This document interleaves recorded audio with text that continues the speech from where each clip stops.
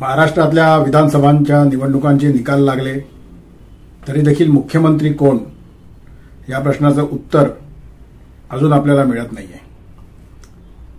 खरं तर ती राजकीय पक्षांपेक्षा माध्यमांना, चॅनल्सला, आमच्यासारख्या युट्यूबर्सना आणि तुमच्यासारख्या राजकारणात इंटरेस्ट असलेल्या लोकांनाच त्याची जास्त काळजी लागली आहे की काय, म्हणजे त्या राजकीय पक्षांपेक्षा जास्त असं वाटायला लागलेलं आहे।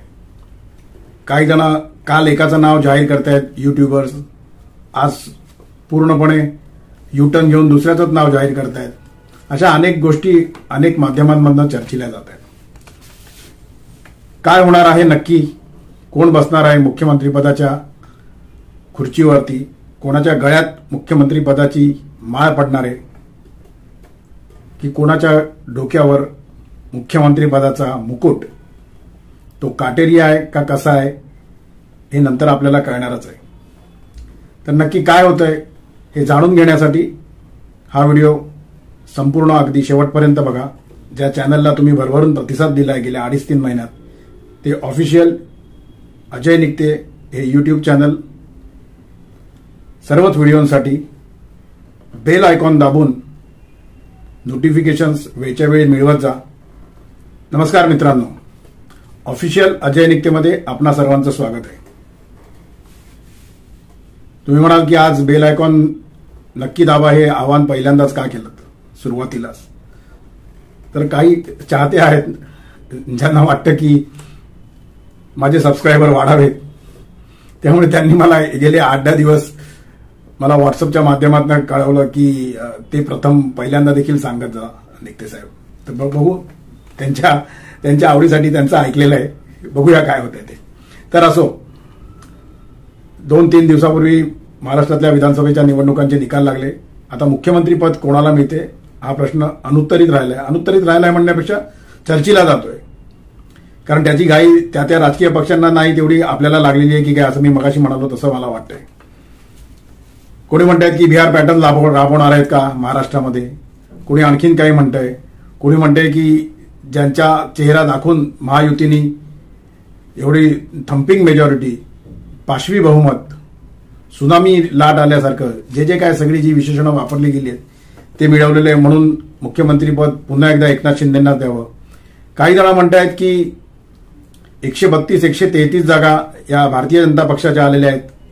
बिहार पॅटर्न 2-2.5 वर्षापूर्वी जेव्हा एकनाथ शिंदे यांनी शिवसेना फोडून वेगळा पक्ष स्थापन केला म्हणण्यापेक्षा शिवसेना पक्ष स्वतःचा आहे असं सांगितलं आणि त्याला निवडणूक आयोगाने आणि यांनी मान्यता देखील दिली, तर तेव्हा जे एकनाथ शिंदे त्यांच्या सहकाऱ्यांसह 40 सहकाऱ्यांसह बाहेर पडले, तेव्हा तो बिहार पॅटर्न राबवून झालेला आहे असं भारतीय जनता पक्षाच्या काही मोठ्या आणि महत्वाच्या नेत्यांचं म्हणणं आहे। आज मी त्यांच्याशी बोललो असता ते मला सांगत होते की निकते साहेब, बिहार पॅटर्न आधीच राबवून झालाय, तेव्हा आमचे 105 होते, एकनाथ शिंदे 40 जणांनाच घेऊन बाहेर पडले, तरी देखील आम्ही मुख्यमंत्रीपद त्यांना दिलं, म्हणजे बिहार पॅटर्न 2.5 वर्षापूर्वीच आपल्याकडे राबवून झालेला आहे। मुख्यमंत्रीपदी कोणाला नेमायचं हे जवळपास दिल्लीमध्ये निश्चित झालेलं आहे आणि हे मी इतक्या खात्रीलायकरित्या यासाठी सांगतोय की आता फक्त मुहूर्ताची वाट बघतायत। मुहूर्त म्हणजे तुम्ही आम्ही म्हणतो तसा सत्यनारायण पूजेचा मुहूर्तासारखा मुहूर्त नाही, राजकीय मुहूर्ताची वाट बघतायत आणि योग्य वेळी तो मुहूर्त येईल आणि दिल्लीतनं ते नाव जाहीर होईल। राष्ट्रवादी पक्षाच्या अजितदादा पवार गटांनी सांगितलेलं ते म्हणजे काल परवाच जाहीर केलं की आमचा संपूर्ण पाठिंबा हा देवेंद्र फडणवीस यांच्या नावाला असेल। त्यांनी त्यांच्या पक्षाचा विधिमंडळ नेता अजितदादांच्या रूपाने जाहीर केलेला आहे। शिवसेनेने देखील एकनाथ शिंदे यांना जाहीर केलेलं आहे, पण शिवसेनेचे कार्यकर्ते, समर्थक, आमदार, लोकप्रतिनिधी त्यांना स्वाभाविकपणे असं वाटणं म्हणजे त्यांना असं वाटणं स्वाभाविकच आहे की एकनाथ शिंदे हे पुन्हा मुख्यमंत्रीपदी विराजमान व्हावेत। त्यात काही चुकीचं नाहीये। जे 132-133 जागा घेतल्यामुळे भाजपच्या कार्यकर्त्यांना, भाजपच्या समर्थकांना, भाजपच्या आमदारांना, भाजपच्या लोकप्रतिनिधींना वाटतंय, तसंच इकडे देखील आहे शिंदे यांच्याकडे की शिवसेनेच्या लोकांना, शिवसेनेच्या पदाधिकाऱ्यांना आणि सर्वांना तसं वाटतंय की एकनाथ शिंदे हे पुन्हा मुख्यमंत्रीपदावरती विराजमान व्हावे। मुख्यमंत्रीपद जाहीर होईलच, पण त्याच्या जोडीने जी मंत्रिमंडळ स्थापन होणार आहे त्याच्यामध्ये मला स्वतःला असं वाटतं की 2-3 महत्वाच्या गोष्टी आहेत त्या अत्यंत कटाक्षाने पाळल्या जातील आणि त्यातल्या त्या गोष्टी आहेत त्या मी तुम्हाला सांगतो। सर्वात महत्वाचं असेल जातीय समीकरण। जे मी नेहमी म्हणतो, माझ्या व्हिडिओजमध्ये म्हटलंय, मी जे लिखाण करतो त्याच्यामध्ये म्हणतोय की कोणी कितीही नाकारावं, पुरोगामित्वाचे ढोल कितीही बजवावेत, महाराष्ट्रातनं जात कधीही जाणार नाही. आणि त्यामुळे जातीचं समीकरण हे मंत्रिमंडळ जाहीर करताना देखील जसं पाहावं लागणार आहे, तसंच ते आत्ता मुख्यमंत्रीपद देताना देखील, मुख्यमंत्रीपदाचा चेहरा जाहीर करताना देखील पाहावं लागणार आहे. हे तितकंच महत्वाचं आहे. दुसरं, येणाऱ्या स्थानिक स्वराज्य संस्थांच्या ज्या निवडणुका आहेत त्या संपूर्ण राज्यभरात गेल्या 1.5-2-2.5 वर्षामध्ये झालेल्या नाहीयेत. तिकडचे देखील काही जी समीकरणं आहेत, जी महत्वाची समीकरणं आहेत, जी स्थानिक समीकरणं आहेत, शिवाय त्याच्या जोडीने पक्षीय समीकरणं आहेत, विरोधी पक्षातल्या पक्षांची समीकरणं आहेत, ती सगळी सांभाळून मंत्रिमंडळामध्ये येणारे चेहरे आणि मुख्यमंत्रीपदाचा चेहरा हा प्रामुख्याने बघितला जाईल. हे देखील आपण इथे लक्षात घेतलं पाहिजे. तिसरं, प्रादेशिक समतोल हा मंत्रिमंडळाच्या मंत्र्यांच्या नावांमध्ये आणि पुन्हा एकदा मुख्यमंत्र्यांच्या नावामध्ये देखील सांभाळला जाईल, बघितला जाईल. हे मी तुम्हाला अगदी खात्रीपूर्वकरित्या सांगतो. मंत्रिमंडळामध्ये यावेळेला महिलांना जास्तीत जास्त संधी दिली जाईल असं मला स्वतःला वाटतं. याचं कारण असं आहे की लाडकी बहीण योजनेनी जो एवढा अभूतपूर्व प्रतिसाद आणि जे अभूतपूर्व आशीर्वाद या तीनही पक्षांना दिलेला आहे, शिवसेना शिंदेंना, भाजपला आणि राष्ट्रवादी अजित पवार गटाला, त्यामुळे त्या पक्षातली लोक महिलांना जास्तीत जास्त संधी देण्याचा प्रयत्न या मंत्रिमंडळामध्ये करतील असं मला स्वतःला असं वाटतंय. आता आपण येऊया की मुख्यमंत्री कोण असेल याच्याकडे. राष्ट्रवादी अजित पवार गटाने 41 जागा मिळवलेल्या आहेत, पण त्यांनी जाहीर केलेलं आहे की आम्हाला मुख्यमंत्री पदात, म्हणजे स्वारस्याने असं जाहीर केलेलं नाहीये, पण देवेंद्र फडणवीस मुख्यमंत्री झाले तर आम्हाला आवडेल किंवा आमचा त्यांना पाठिंबा आहे असं त्यांनी जाहीर केलेलं आहे. एकनाथ शिंदे यांच्या पक्षाने 57 जागा मिळवलेल्या आहेत, तब्बल 57. एक हाती लढून त्यांनी तब्बल 57 जागा मिळवलेल्या आहेत. एक हाती माझं म्हणणं असं आहे की एक हाती म्हणजे शिवसेना फुटल्यानंतरची एक हाती असं मला म्हणायचं. एक संघ शिवसेना नसताना ते शिवसेना शिंदे गट म्हणून लढलेले आहेत. जेव्हा सातत्याने त्यांच्यावरती गेली 2-2.5-3 वर्ष टीका होत होती, 50 खोके एकदम ओके, किंवा जनताच ठरवेल, जनतेच्या न्यायालयात आम्हाला न्याय मिळेल, तो आता तो काय न्याय होता तो दिलेला आहे जनतेनी. खरी शिवसेना कोणाची हे जनतेने दाखवलेलं आहे. ते तुम्ही आम्ही ठरवणारे नाही हो, ते जनतेने ठरवणारे असं ते म्हटले होते, तसंच ते जनतेने ठरवलेलं आहे. पण त्यामुळे आता झालंय काय की त्या पक्षामध्ये एकनाथ शिंदे यांच्या व्यतिरिक्त दुसरं कुठलंही नाव मुख्यमंत्री पदासाठी चर्चिले गेले नाही, चर्चिलं जाणार नाही आणि ते स्वाभाविक आहे. त्यामुळे एकनाथ शिंदे हे शिवसेना शिंदे यांच्याकडनं हे एकमेव नाव आहे. राहिला प्रश्न 132-133 जागा मिळवलेल्या भारतीय जनता पक्षासारख्या राष्ट्रीय पक्षाचा. कोणाला मुख्यमंत्री करावं हा जसा त्यांच्या समोरचा, त्यांच्या श्रेष्ठींसमोरचा प्रश्न असेल तसाच तो तुम्हाला आणि आम्हाला देखील पडलेला प्रश्न आहे. याचं कारण असं आहे, मी मगाशी म्हणाल होते, जात. पुन्हा एकदा ब्राह्मण चेहरा भारतीय जनता पक्ष महाराष्ट्राला मुख्यमंत्री पदाच्या रूपाने देवेंद्र फडणवीस यांच्या रूपाने देणार आहे का? मराठा आंदोलन गेले 1.5-2 वर्ष चिघळलं होतं किंवा चिघळवण्यात आलं होतं, जे काय असेल ते.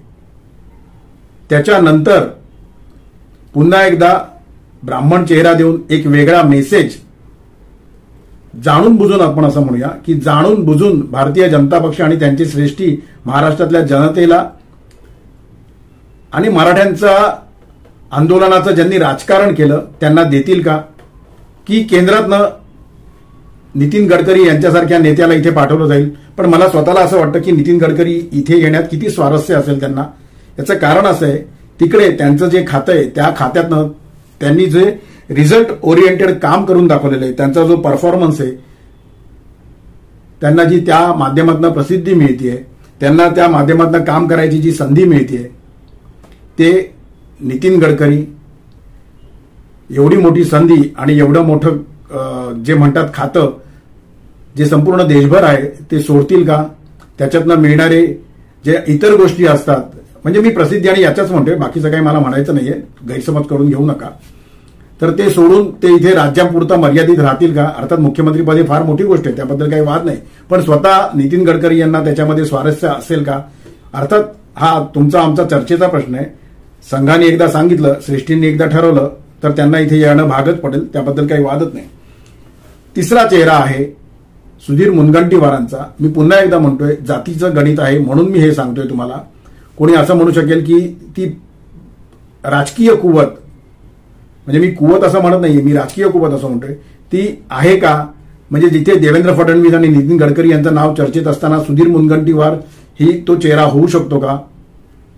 तर मला स्वतःला असं वाटतं, वेगळा मेसेज द्यायचा असेल, धक्कातंत्र अवलंबायचं असेल तर भाजप कोणाचंही नाव सुचवू शकतो, कोणाला इथे आणू शकतो.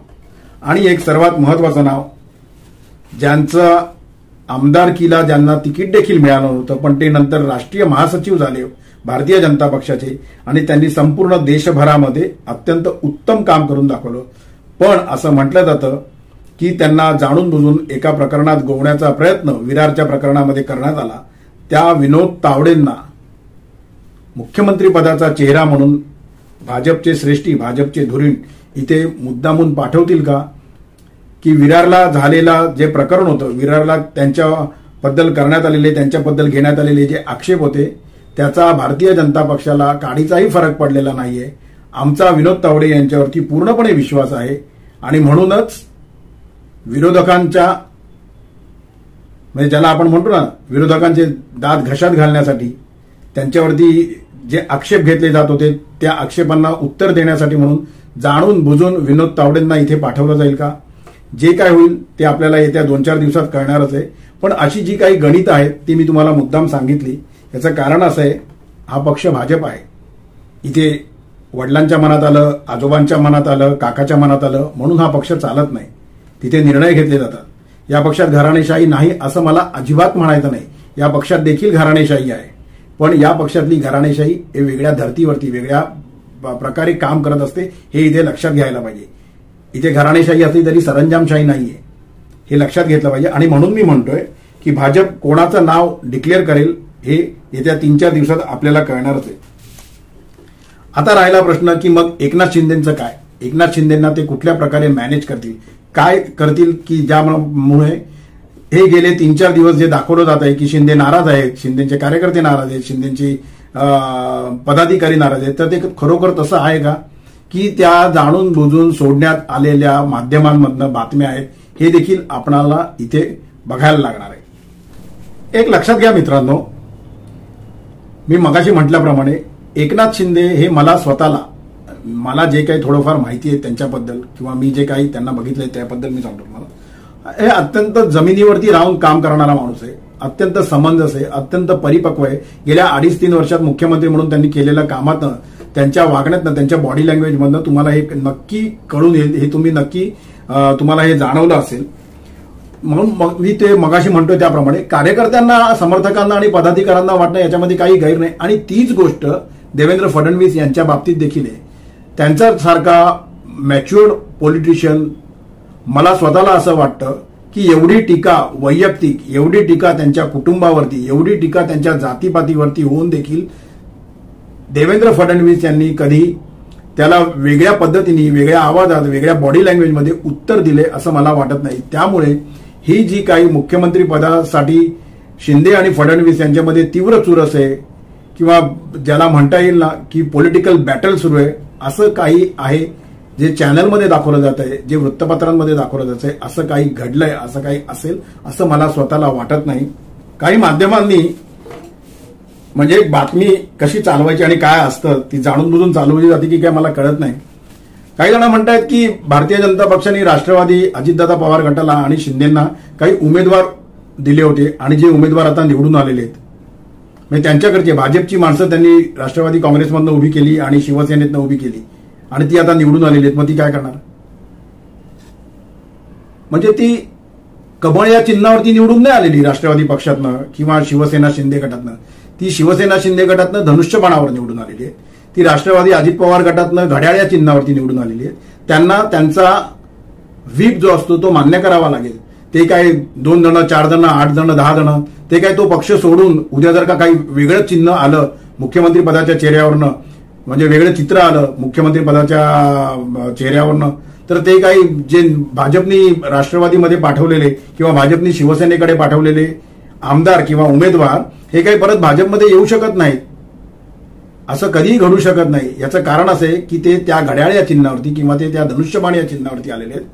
त्यांना स्वतःचा निर्णय घेता येणार नाही, तो त्यांच्या पक्षाचा निर्णय असेल, त्यांना तो व्हीप लागू होणार आहे, हे लक्षात घ्या. इथे काही गोष्टी मुद्दामून माध्यमांमधनं चर्चिल्या जात आहेत की मगाशी मी म्हणालो त्याप्रमाणे की मग एकनाथ शिंदे कुठल्या प्रकारचं कॉम्प्रोमाइज करतील.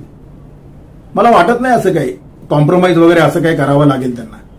मग ते म्हणतायत असं की त्यांना जर उपमुख्यमंत्रीपदी दिलं आणि अजितदादा पवार यांच्याबरोबर म्हणजे मुळातच 2 उपमुख्यमंत्रीपदं ठेवली तर ही सगळी स्पेक्युलेशन्स आहेत. हे लक्षात घ्या मित्रांनो की आधी 2 उपमुख्यमंत्रीपदं होती म्हणून एक मुख्यमंत्रीपद होतं म्हणून आताही 2 उपमुख्यमंत्रीपदं राहतील नाही असं नाही, पण राहायलाच पाहिजेत असा काही नियम नाहीये.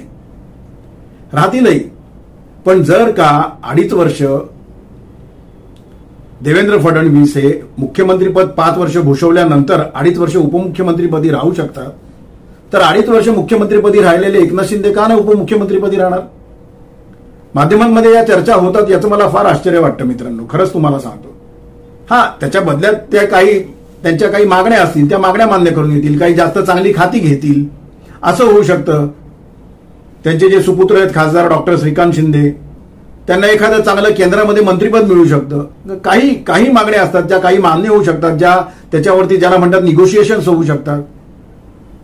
म्हणजे 5 वर्ष राहिलेले देवेंद्र फडणवीस मुख्यमंत्री म्हणून ते उपमुख्यमंत्री म्हणून 2.5 वर्ष राहू शकतात, पण 2.5 वर्ष राहिलेले मुख्यमंत्री एकनाथ शिंदे परत उपमुख्यमंत्री होऊ शकत नाही. हे गणित कुठलंय मला कळलेलं नाहीये. म्हणजे हे गणित फक्त माध्यमांमध्ये चालत असतं का याची मला जरा शंका आहे की ते कार्यकर्ते आणि समर्थकांच्या नावाने ती राजकीय पुड्या असतात तशा त्या सोडत असतात. ते आता येणारा 2-4 दिवसातला काळ आपल्याला दाखवणारच आहे. त्यामुळे मला स्वतःला असं वाटतंय की ते जे काही मागण्या असतील, जी काही निगोशिएशन्स असतील, ती एकनाथ शिंदेचा पक्ष हा अर्थातच करणार आहे. कदाचित उपमुख्यमंत्रीपद घेतील, श्रीकांत शिंदे यांना तिकडे पाठवतील, कदाचित पाठवणारही नाहीत. इकडे उपमुख्यमंत्रीपद घेतल्यानंतर किंवा कदाचित उपमुख्यमंत्रीपद पण घेणार आहेत, जे काय असेल ते.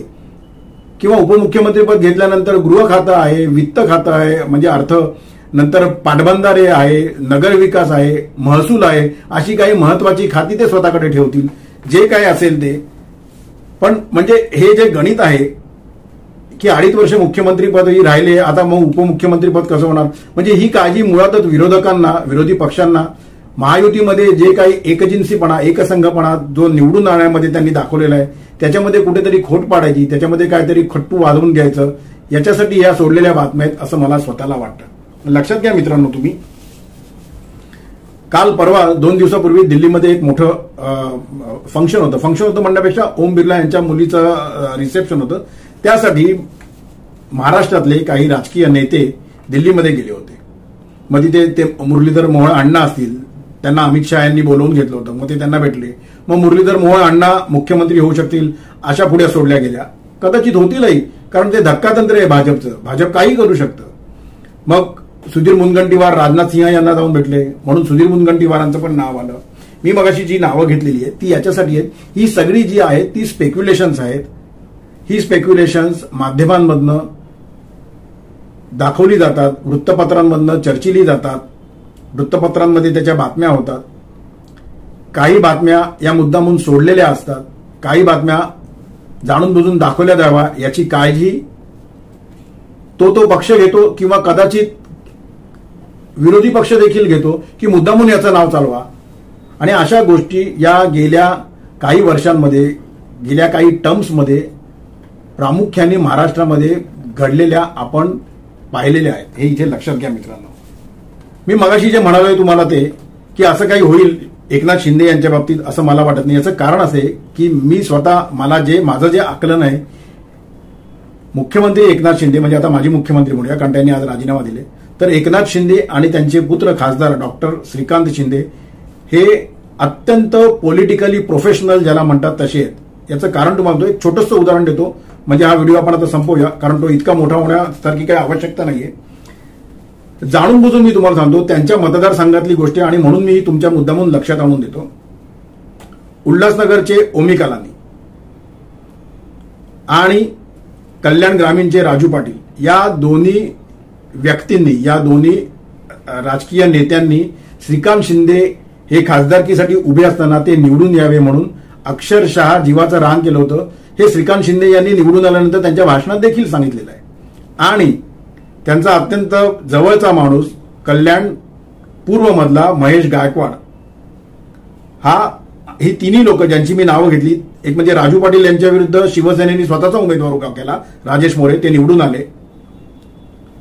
कल्याण पूर्वमध्ये महेश गायकवाड हा त्यांचा अत्यंत जवळचा होता, त्यांनी बंडखोरी केली, त्यांनी फॉर्म भरला, पण युतीचा धर्म म्हणून शेवटच्या 3-4 दिवसांमध्ये श्रीकांत शिंदे यांनी जाऊन सुलभाताई गायकवाड यांच्या मतदारसंघामध्ये सभा घेतल्या, रॅलीज घेतल्या आणि त्यांना देखील निवडून आणलं. आणि ओमी कलानी उल्हासनगरमध्ये तिथे देखील युतीचा धर्म म्हणून ओमी कलानी यांनी त्यांना खासदारकीसाठी मदत केल्यानंतर देखील त्यांनी कुमार आयलानी यांचं काम केलं आणि कुमार आयलानी यांना देखील निवडून आणलं. मी हे उदाहरणं तुम्हाला का दिली, ही डॉक्टर श्रीकांत शिंदे यांच्या मतदारसंघातली आहेत. ते मी मगाशी म्हणालो तसं ते पॉलिटिकली प्रोफेशनल किती आहेत हे लक्षात यावं म्हणून मी हे तुम्हाला मुद्दामून सांगितलं. 2-4 दिवसामध्येच आता मुख्यमंत्री पदाचा मी जो तुम्हाला सांगितलंय ते चेहरा जाहीर होईल. मुख्यमंत्री पदाचा चेहरा कोण असावा हे पूर्णपणे ठरलेलं आहे. ते बोलणं म्हणजे लहान तोंडी मोठा घास घेणं होईल, त्यासाठी मी ते इथे घेत नाहीये. कारण धक्कातंत्र भाजप ज्या पद्धतीने राबवतं ते कधीही राबवू शकतं. आजचा व्हिडिओ हा केवळ आणि केवळ मुख्यमंत्री पदाचा चेहरा आणि मंत्रिमंडळामध्ये जे चेहरे येतील त्याच्यामागे असणारी गणितं यापुरताच मर्यादित होता. आजचा व्हिडिओ तुम्हाला कसा वाटला हे मला कमेंटच्या माध्यमातून नक्की कळवा, व्हॉट्सअपच्या माध्यमातून कळवा. ऑफिशियल अजय निकते हे युट्यूब चॅनल शेअर करायला, लाईक करायला आणि सबस्क्राईब करायला विसरू नका. पहिल्यांदा देखील मी तुम्हाला मगाशी आवाहन केलंय की बेल आयकॉन नक्की दाबा, म्हणजे नवनवीन व्हिडिओची नोटिफिकेशन्स तुम्हाला मिळतील. तोपर्यंत तुमची रजा घेतो. मुख्यमंत्रीपद जाहीर झालं, चेहरा जाहीर झाल्यानंतर आपण पुन्हा एकदा भेटणार आहोत. धन्यवाद.